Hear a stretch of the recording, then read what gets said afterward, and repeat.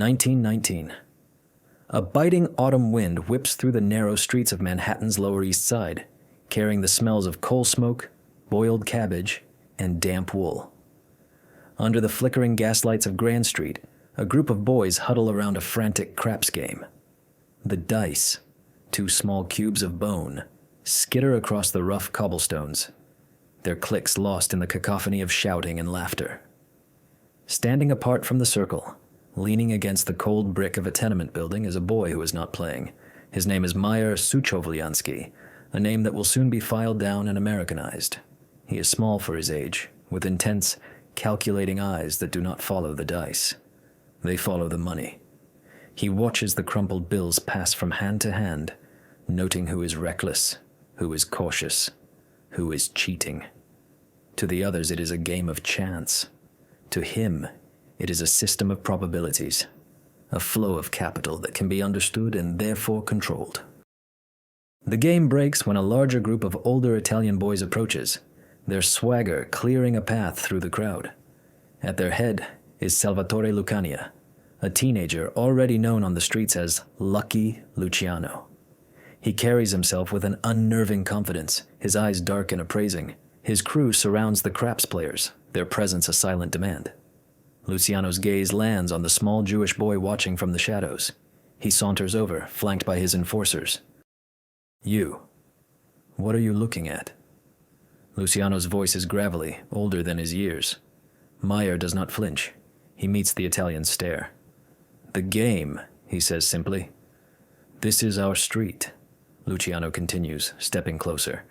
"Everybody on our street pays, for protection." He smirks. "You pay us, we make sure nothing bad happens to you." The threat is plain. The smaller boys are already digging into their pockets, handing over their meager winnings. Meyer stands his ground. He is not physically imposing, but a different kind of strength emanates from him. A quiet, unshakable certainty. "I do not need protection," Meyer says, his voice even. "And I do not pay for it." Luciano is taken aback. No one talks to him this way. His hand tightens into a fist. "You got a lot of nerve, you little kike." Meyer's expression does not change. He looks Luciano up and down, not with fear, but with the same analytical gaze he gave the craps game. "You are smart," Meyer says, his words precise.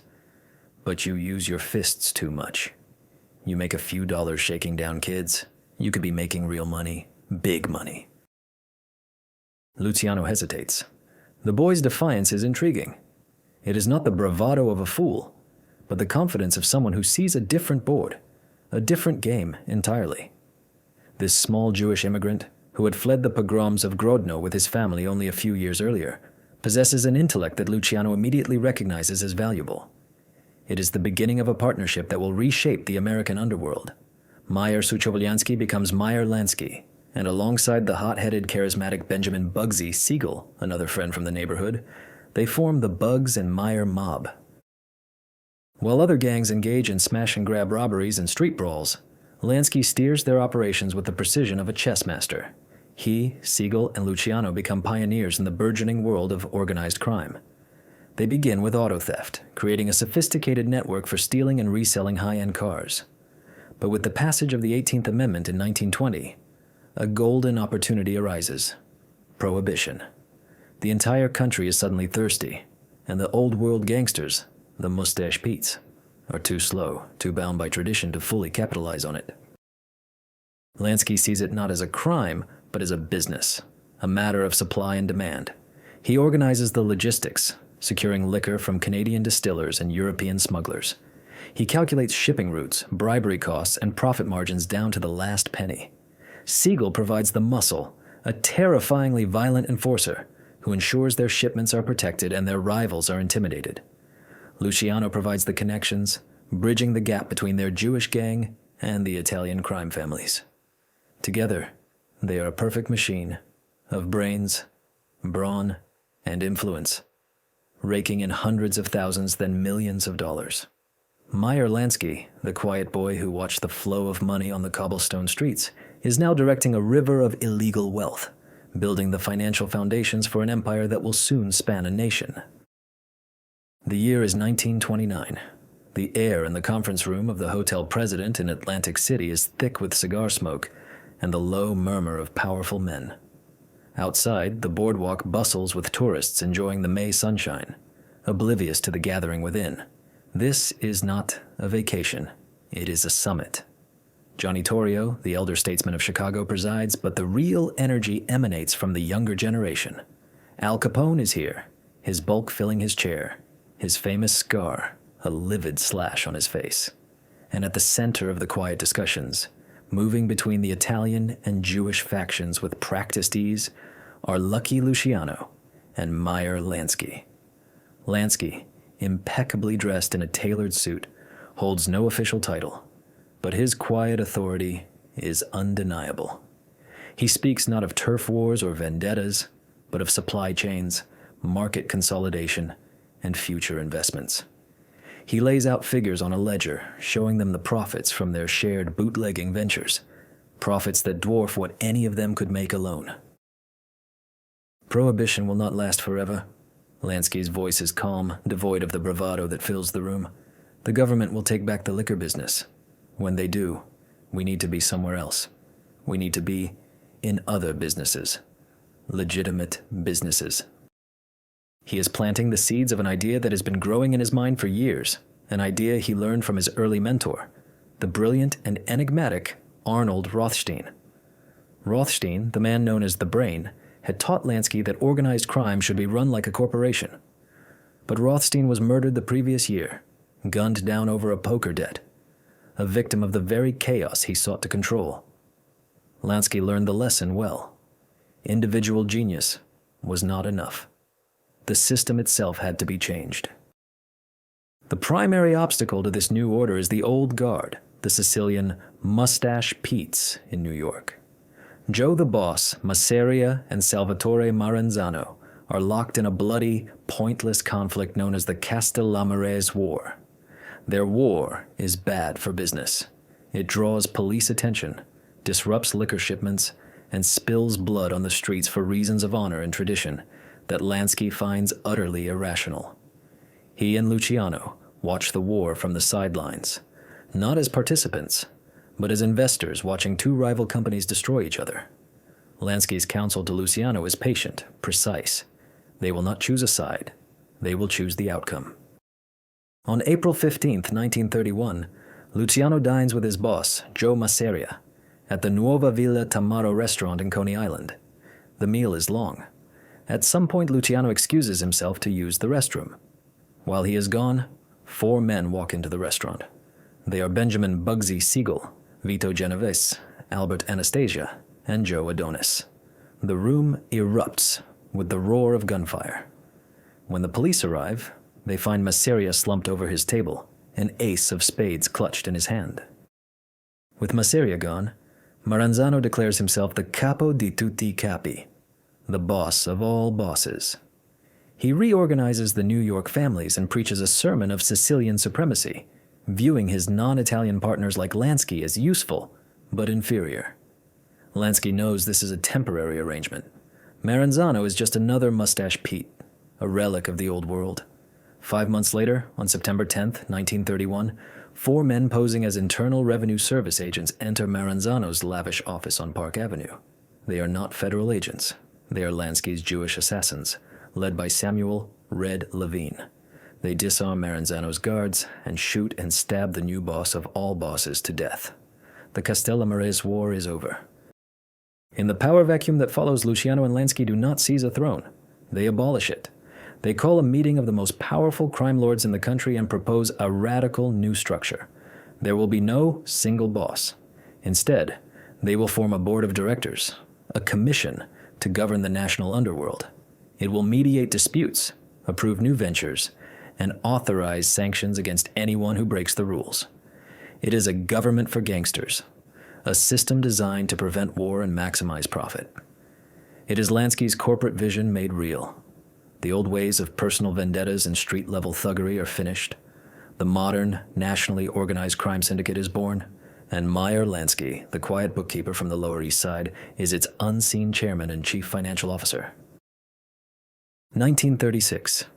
The humid night air of Hallandale, Florida, is thick with the scent of jasmine and salt from the nearby Atlantic.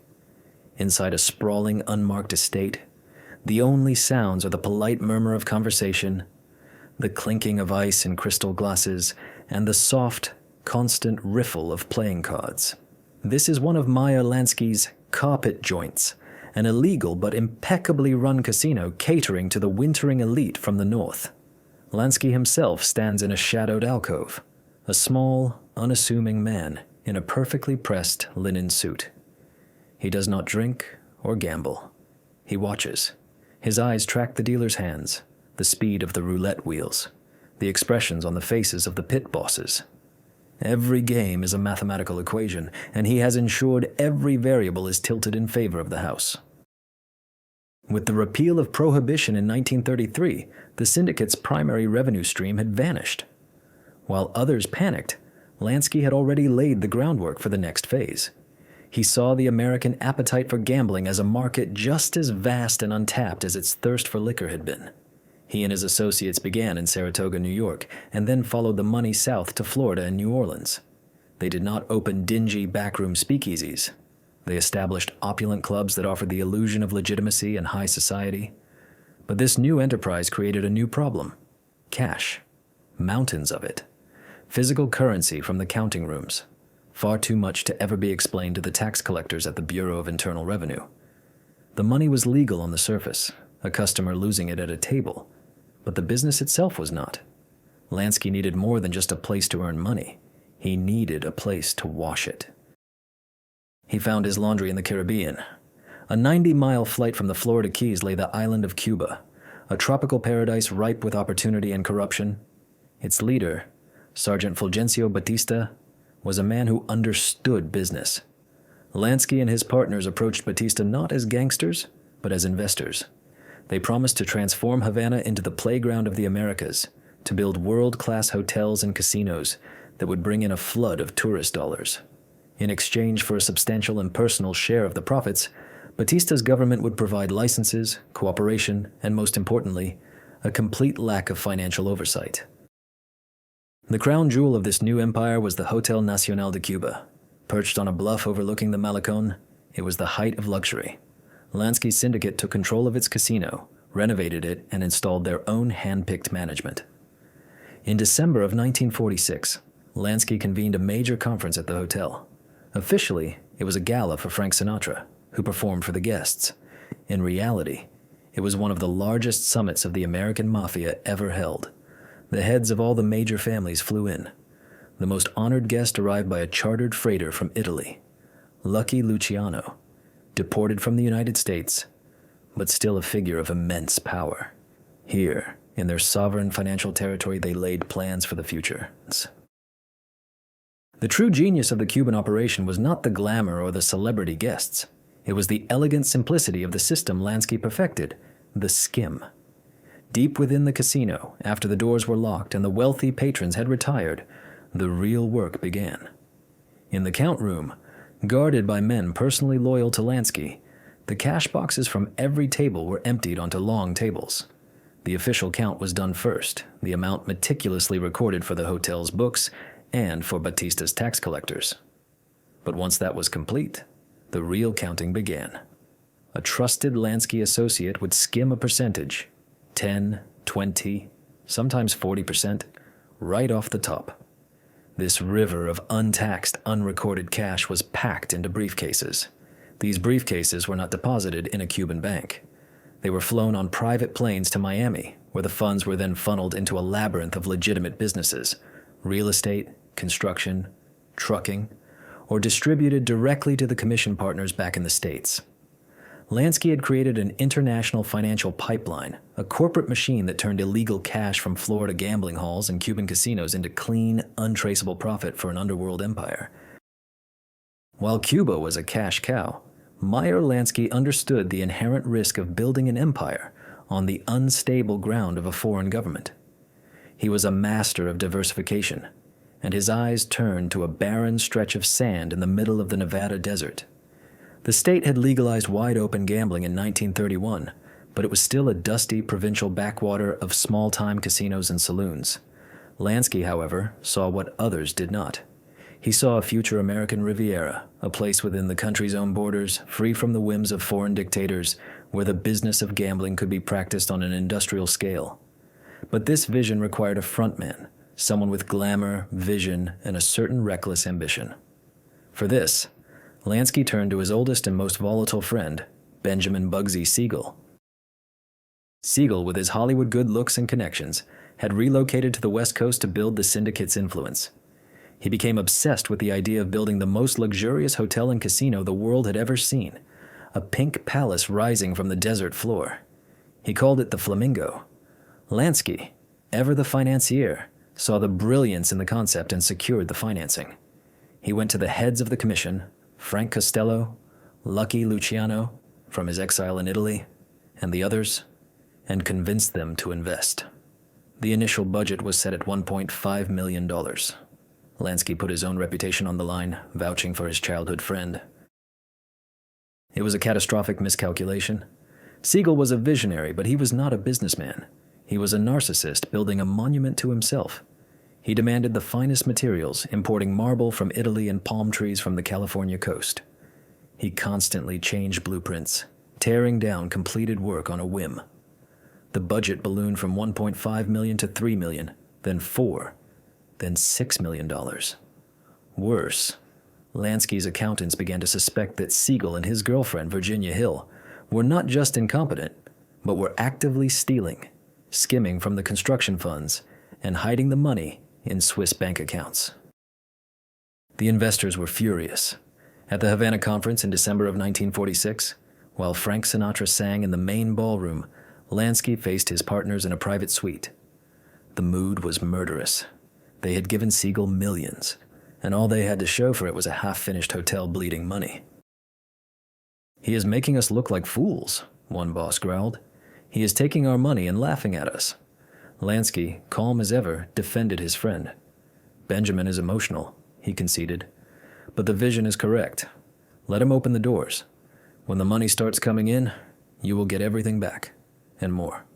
I give you my word." Reluctantly, they agreed to give Siegel one last chance. The Flamingo opened 2 days after Christmas, 1946. It was a disaster. The hotel itself was not finished, so guests had to stay elsewhere. A torrential rainstorm grounded the private planes carrying Siegel's Hollywood friends from Los Angeles. The casino lost $300,000 in its first week. 2 weeks later, Siegel shut it down. He managed to secure more loans and completed the hotel, reopening it in March 1947. This time, it began to show a profit. But it was too little. Too late. The commission had lost its patience, and Lansky had lost his ability to protect his friend. The math no longer worked. Benjamin Siegel had become a liability that outweighed his value as an asset. The decision was made, not in a fit of anger, but with the cold, impersonal logic of a corporate board cutting its losses. Lansky, bound by the rules of the organization he had helped create, did not stand in the way. On the night of June 20th, 1947, Benjamin Siegel sat on a floral-patterned chintz sofa in Virginia Hill's Beverly Hills bungalow, reading the Los Angeles Times. The window behind him was open to the warm night air. A shooter stood in the darkness of the neighbor's rose bushes, aiming a .30 caliber M1 carbine. 2 rounds shattered the window. One struck Siegel in the head, propelling his left eye across the room. Within 20 minutes of the rifle shots in California, 2 of Lansky's associates, Mo Sedway and Gus Greenbaum, walked into the lobby of the Flamingo in Las Vegas. They calmly announced to the staff, "We are taking over." The transition was seamless. The asset was secure. Friendship had been sacrificed for the bottom line, and Meyer Lansky's desert mirage was now fully and profitably under corporate control. The 1950s. Meyer Lansky is at the apex of his power, an invisible emperor presiding over a dominion of cash. From his modest home in Miami or a quiet table at a New York deli, he manages his portfolio with the detached precision of a Wall Street tycoon. His network is a marvel of criminal engineering. Money skimmed from the sands in Las Vegas flows through Teamsters union pension funds to finance the construction of new casinos.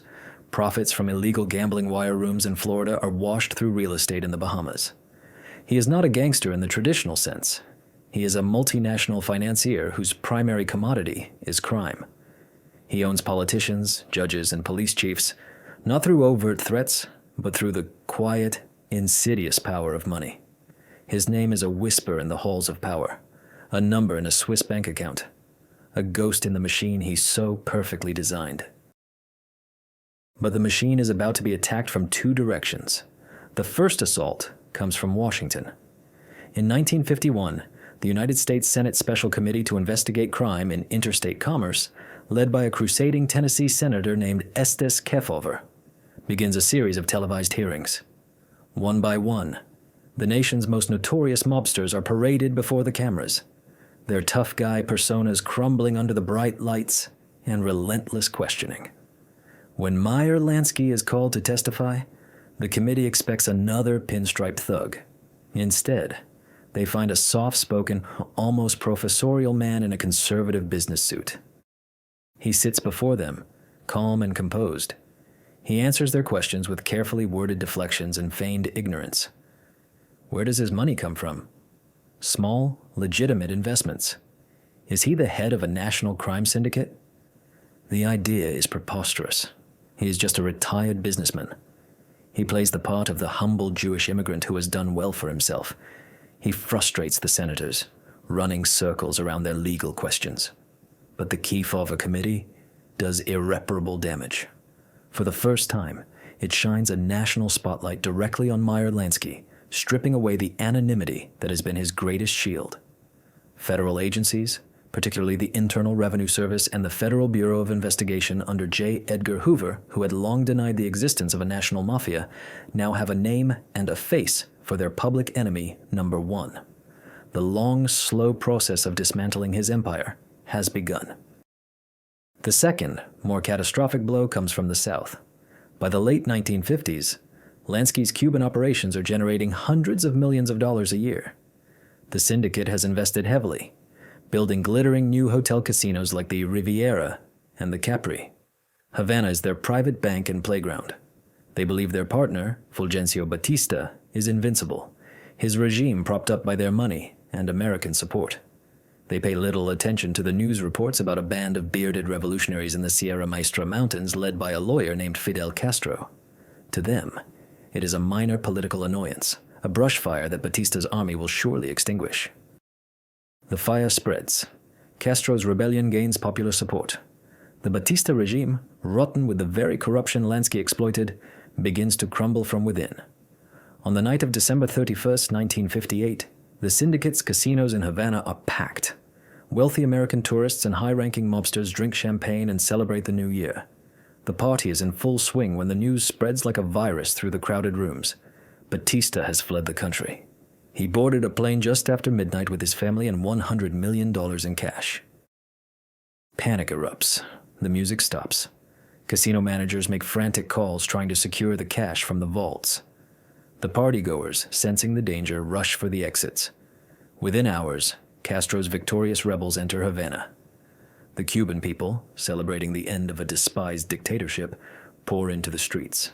They see the opulent casinos not as glamorous resorts, but as symbols of their national humiliation and the corruption that enriched the mob and Batista while they starved. They storm the lobbies of the Nacional and the Riviera. They smash the slot machines with sledgehammers, tear the felt from the gaming tables, and shatter the chandeliers. Meyer Lansky, from his home in Florida, can only watch the news reports as his Cuban dream, the financial heart of his entire enterprise, is utterly destroyed. Over $300 million of the syndicate's capital, gone in a single night. The perfect laundromat was closed, permanently. 1970. The hum of the air conditioner in the Tel Aviv Hilton does little to cool the oppressive July heat. Meyer Lansky sits on the balcony of his suite, looking out over the Mediterranean.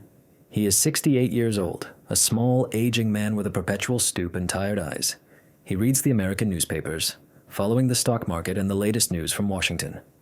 To the other hotel guests, he is Mr. Meyer, a quiet, retired American Jew who has come to live out his final years in the homeland. But the Israeli government knows exactly who he is, and so do the men in dark suits who watch him from across the lobby and in unmarked cars parked down the street. They are agents from the Federal Bureau of Investigation and the Internal Revenue Service, a new generation of hunters who have spent their entire careers untangling the web he wove decades ago. The loss of Cuba was a financial apocalypse, but the American legal system was the slower, more methodical threat. For years, the Department of Justice, armed with new laws and a renewed sense of purpose, had been chipping away at Lansky's empire. They indicted his couriers, flipped his lieutenants, and used tax evasion charges, the same weapon that brought down Al Capone, to methodically dismantle his operations. In 1970, facing a federal indictment for skimming casino profits in Las Vegas and a separate charge of income tax evasion, Lansky made his final move. He packed a single suitcase and, using his own passport, boarded a commercial flight to Israel. He invoked the law of return, the Israeli statute that grants automatic citizenship to any Jew wishing to immigrate. He presented himself as a victim of persecution by the American government, a devout Zionist seeking refuge. He donated money to Israeli charities and attended synagogue, playing the part of the pious elder. For 2 years, he lived in a strange limbo, a man without a country. The Israeli government was caught in a diplomatic vice. On one hand, there was the foundational principle of their state as a safe haven. On the other, there was immense pressure from the United States, their most powerful ally, to extradite one of the most wanted criminals in the world. The man leading the American hunt was Vincent "Vinny" Teresa, a high-ranking mobster from the New England Patriarcha crime family who had become a government witness. Teresa had never met Lansky, but he knew his systems. He sat with federal agents for months, explaining in granular detail how the skim worked, how money moved from casinos to couriers to foreign banks.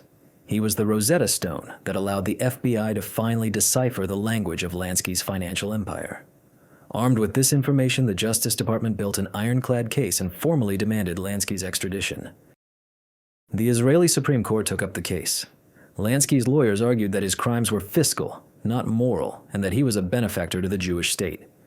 But the court, wary of turning Israel into a sanctuary for international criminals, ultimately ruled against him.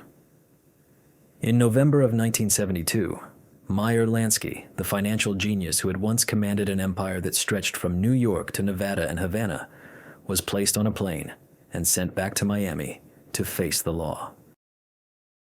He stepped off the plane at Miami International Airport into a blaze of camera flashes and a swarm of federal agents. He looked frail and tired, more like a retired grandfather than a criminal mastermind. He was arrested on the spot and faced a barrage of charges that could have sent him to prison for the rest of his life. But Meyer Lansky had spent a lifetime preparing for this moment. His name was not on any document. No witness could ever place him in a room where an illegal order was given. His assets were buried under so many layers of corporate ownership and offshore accounts that even the most tenacious federal accountants could not find them. He had built a fortress of plausible deniability, and now he retreated inside it. 1974. The sterile, wood-paneled courtroom in Miami is silent except for the shuffling of papers. Meyer Lansky sits at the defense table, a diminutive figure lost in an oversized suit. He appears to be half asleep, his head bowed, his hands resting on a cane. He looks less like a defendant and more like a weary spectator who has wandered into the wrong room. The federal prosecutors present their case, a sprawling narrative of conspiracy and tax fraud spanning decades and continents. They have wiretaps, financial records, and the testimony of informants. They speak of millions of dollars skimmed from the Flamingo and funneled through a Byzantine network of shell corporations and foreign banks. They are describing the life's work of a criminal visionary, the architect of a financial empire. And yet, the man they are pointing at, this frail old man, seems utterly disconnected from their story. This is Lansky's final masterpiece.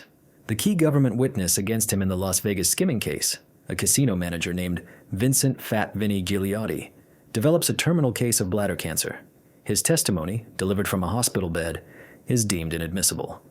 The case collapses. In his tax evasion trial, the government's star witness is a paid informant whose credibility is systematically shredded by Lansky's defense attorneys. After a lengthy trial, the jury deliberates for just over 9 hours before returning their verdict: not guilty. Meyer Lansky, the man the government had called the chairman of the board of the National Crime Syndicate, walks out of the courthouse a free man. He has outsmarted, outmaneuvered, and outlived all his enemies. His final years are spent in self-imposed exile in a modest condominium in Miami Beach. He becomes a strange kind of local celebrity, a ghost from a bygone era. Tourists point at him as he takes his small white terrier, Fifi, for slow, shuffling walks along Collins Avenue. Federal agents continue to tail him, parking their unmarked sedans across the street, their binoculars trained on his window. They are hoping for a meeting, a phone call, a single mistake that will unlock the secrets of his hidden fortune. The mistake never comes. He spends his days reading the Wall Street Journal, meeting with his grandchildren, and eating at local delis. When reporters occasionally corner him, he is polite but firm, a grandfatherly figure complaining about his health and denying everything. "They have been chasing me for 50 years, he tells one journalist, his voice a dry rasp. "And they have found nothing. The great mystery is the money. Where did it all go?" The Federal Bureau of Investigation estimates his personal net worth to be over $300 million, a figure that would make him one of the wealthiest men in the country. They hunt for it relentlessly, sending agents to Switzerland, Panama, and Hong Kong. They find nothing but dead ends in a labyrinth of corporate veils he had constructed a half-century before. The money is nowhere, and yet it is everywhere, absorbed into the global financial system so perfectly that it has become invisible. Lansky himself laughs at the estimates, claiming he is nearly broke, his fortune lost in Cuba and gambled away on bad investments. On January 15, 1983, at the age of 80, Meyer Lansky dies of lung cancer in a Miami hospital. His family holds a quiet funeral. After his death, his heirs and the ever-watchful FBI finally get to see his last will and testament. The estate of the man believed to be the financial wizard of the underworld, the banker for the entire American Mafia, is valued at $57,000. It is his final contemptuous joke. He was never the muscle like Bugsy Siegel or the public face like Al Capone. He rarely carried a gun, and his name was never spoken aloud in the circles where he held the most power. His weapon was a ledger, his battlefield the subtle flow of capital. Meyer Lansky was the ultimate ghost, a man who built an empire in the shadows and then made the empire and himself disappear, leaving behind nothing but a legend and the unanswered question of whether he was the greatest criminal genius in American history, or just the one who was smart enough to never write anything down.